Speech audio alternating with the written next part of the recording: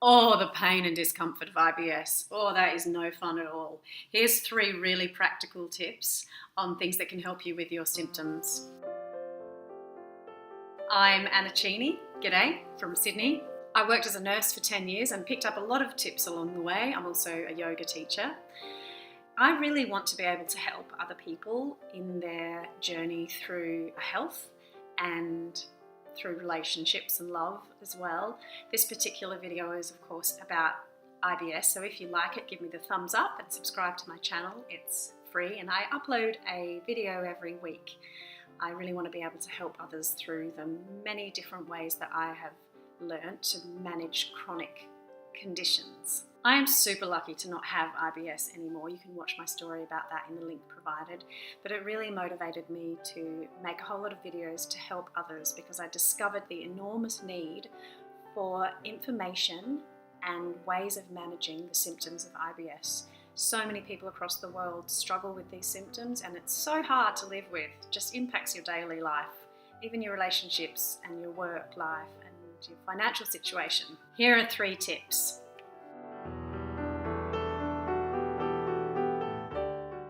If you lie flat on your back with your head on a pillow and just allow your body to relax, just for a minute or so, you will start to feel the goings on in your belly. And I suggest that you lie there for a good minute or 2 before you start doing this massage therapy on yourself. Or if you know someone that you really like quite a lot, maybe they can do this massage for you.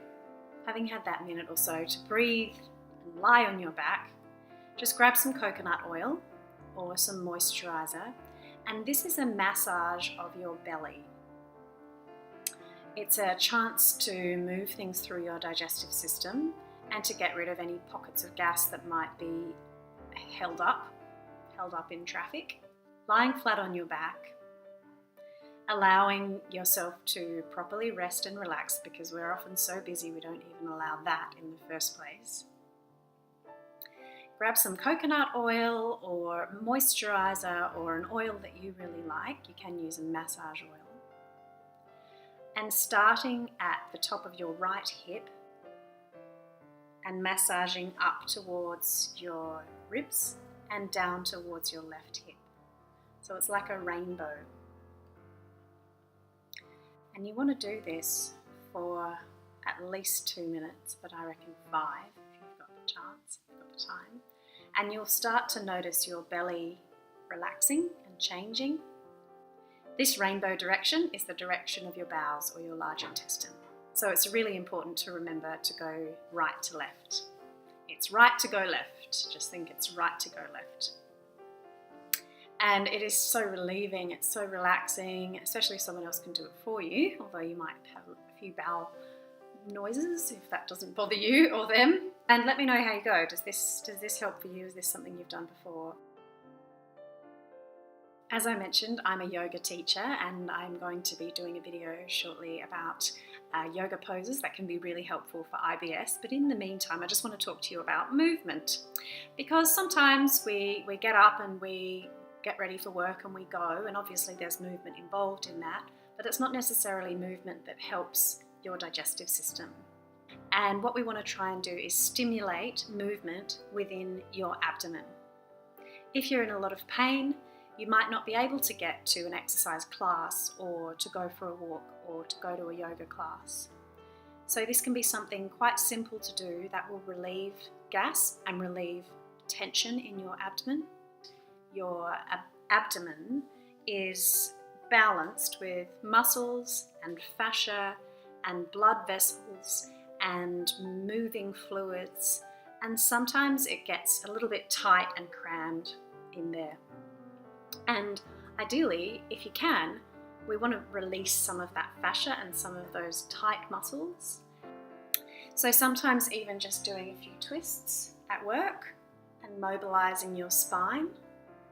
Or if you're lying in bed at night, you can move your knees to the right and left, and that, like a windscreen wiper motion, and that can help to move the muscles and the fascia and the blood vessels in your abdomen. Whatever it is that you do, I would thoroughly recommend making it a daily routine. Even if it's 2 minutes, it's still going to be better than nothing. So it might be when you wake up in the morning or when you go to bed at night. Bed is a great, comfortable place to do movement and exercises. And even if they're just gentle, passive stretches, they'll still be helping. So I really would encourage you to create a routine around that. Mindful breathing helps with life in general, definitely any chronic conditions, and I am asthmatic, and it certainly helps with that. Definitely helps with mental health issues as well. It sounds so basic, but so many of us don't know how to breathe. We allow our bodies to take over and breathe the way it wants to. And sometimes if we're in a really stressful job or life at home is stressful, we do all this shallow breathing up here, and it sort of indicates to your body that you're in a panic situation. If you think about when you get home at night and you relax on the couch and you sigh out, that's when you're relieved and that's when you're relaxed.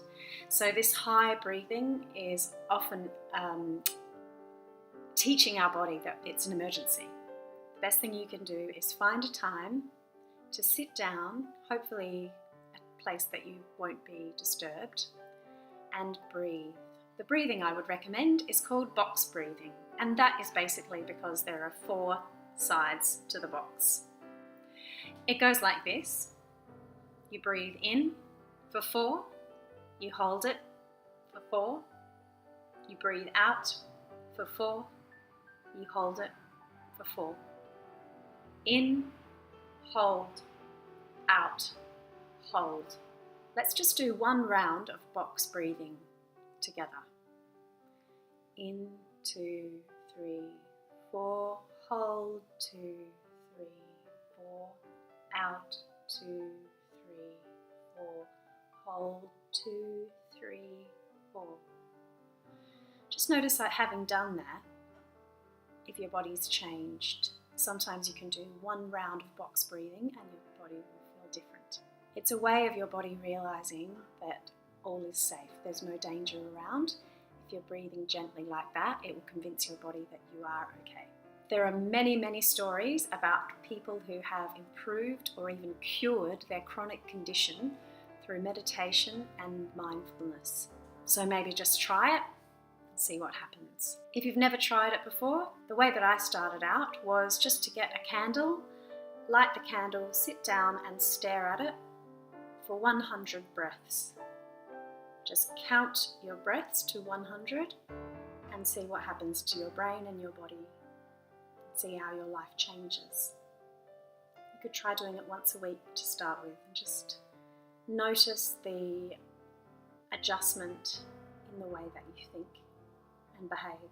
This chance for your body to rest and digest is something that can really help the symptoms of IBS and other digestive disorders. It certainly settles my digestion and my mind. One thing I do with my breathing exercises is I put on white noise. I've got a white noise app and I just put it on for 20 minutes with rain sounds or wind or something. Wind, you could certainly try one of your favourite music tracks or a playlist and just allow your mind to settle for a little bit of time and see how your digestion responds. You'll notice some of the tightness in your abdomen might change, might reduce, and just that your body relaxes in general. And if your body can relax, you will digest food better. True story. I really hope this has been helpful for you. Let me know if you've tried any of these tips and which ones have worked for you. Give me the thumbs up if you enjoyed this video. If you want to subscribe to my channel, it's free. I upload a video every week. I'm Cheney. See you next time.